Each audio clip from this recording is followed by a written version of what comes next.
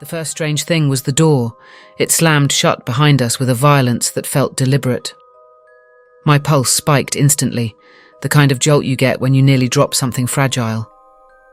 The lock clicked into place on its own, though no one had touched it. I glanced back at the warped wood and metal latch. The late afternoon sun cut across the porch outside, but in here the light seemed to dull, dimmed as if the house swallowed it. We had booked the Airbnb for a weekend in Asheville, North Carolina, not far from the Blue Ridge Parkway.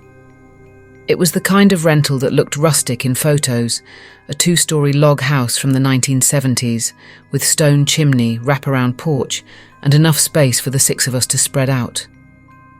I remember noticing the smell right away, something stale, like damp wood and cold ashes from an old fireplace.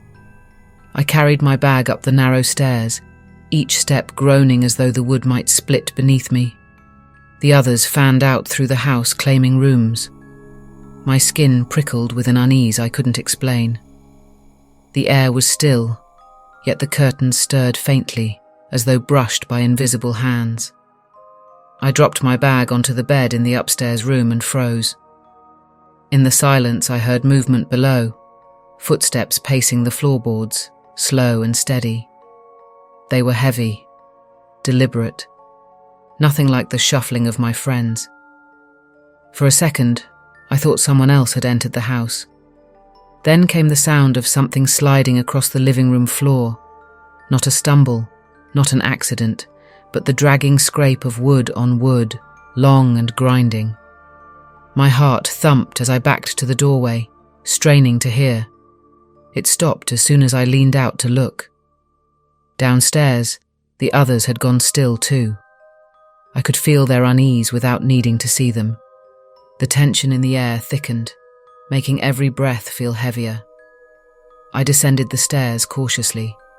The living room looked untouched, but one of the chairs at the dining table stood skewed out of place, angled sharply as though yanked back in a rush.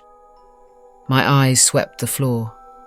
Dust clung to the old wood, and in the dust, faint impressions. Marks like footprints, yet too vague, smudged as if dragged away. That's when the temperature dropped. It wasn't gradual. It hit like stepping into a freezer, icy air settling over my skin, raising goosebumps. My throat tightened as I exhaled white mist into the dim room. A sudden slam from upstairs made us all flinch. The sound reverberated through the ceiling, so loud it seemed the entire structure shuddered. I bolted back up the steps, 2 at a time, heart racing, the others scrambling behind me. My bag was no longer on the bed. It sat upright in the middle of the floor, zipped shut, though I hadn't closed it. My hands shook as I reached for it. The air around me pressed heavy, charged, like the static just before lightning strikes. A crash erupted from the bathroom at the end of the hall.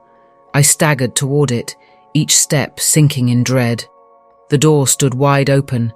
Inside, the shower curtain had been torn down, crumpled in the tub. The mirror above the sink was fogged, streaked as though someone had run a hand across it. And faintly, written into the condensation, were letters.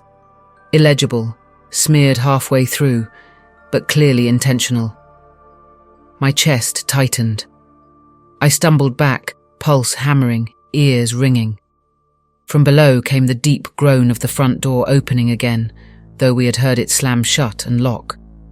A rush of cold air surged through the hallway, carrying with it the sharp scent of damp earth. I spun, expecting to see someone standing there. Nothing. Just the empty landing and the stairs descending into shadow. The house was alive with sound now. Floorboards creaked as though unseen weight shifted back and forth. Cabinets downstairs banged open, one after another, slamming shut in quick succession. A muffled thud rattled the walls. We clustered near the top of the staircase, frozen in indecision. Then, without warning, every light in the house flickered violently, buzzing with a brittle hum. The bulbs swelled too bright, then burst into darkness. Shards of glass rained softly to the floor. My lungs seized in the sudden blackness. In the dark, the sounds magnified. Footsteps ascended the staircase, slow, deliberate. My ears strained to track them. 3 steps, pause, 3 more. I couldn't move. The air pressed cold and suffocating, my pulse pounding in my ears. I counted each creak until they stopped just short of the landing. My eyes adjusted enough to make out vague shapes in the dim light leaking from outside. The space in front of the stairs looked empty, but the sensation of presence was undeniable, thick as smoke.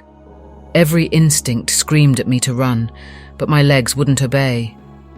Then came the sound of breathing. Not ours. This was deeper, rough, exhaled with a slow rasp. It drifted through the hallway, vibrating in my chest. A sudden crash behind us made everyone flinch. I spun to see the bedroom door slam shut on its own.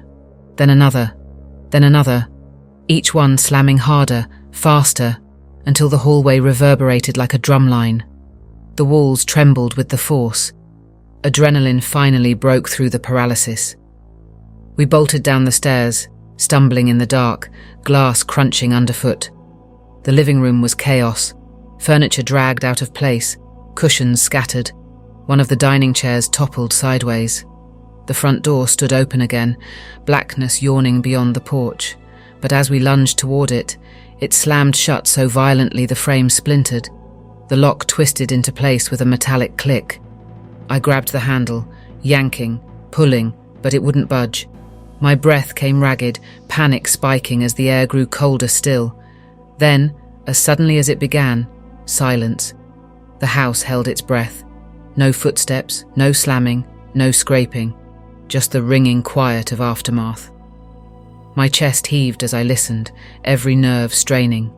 In that stillness, I caught something new, a faint whisper of movement, like fabric brushing wood, circling the room. It was close, too close, yet invisible. My skin crawled as the sound shifted behind me, then at my side, then across the room. A sharp crash shattered the silence. One of the windows exploded inward, shards scattering across the floor. The icy night air roared into the room, cutting through the suffocating stillness. The pressure broke, as if the house exhaled all at once. The lock on the door clicked again. I twisted the handle. This time it gave. We spilled onto the porch, stumbling into the cold night, lungs gulping fresh air like we'd been underwater.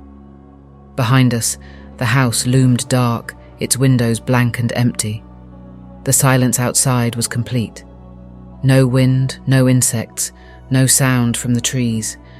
Only the house, crouched on its foundation, watching. We didn't go back in. Even now, when I think of that night, it's not the crashes or the footsteps that haunt me most.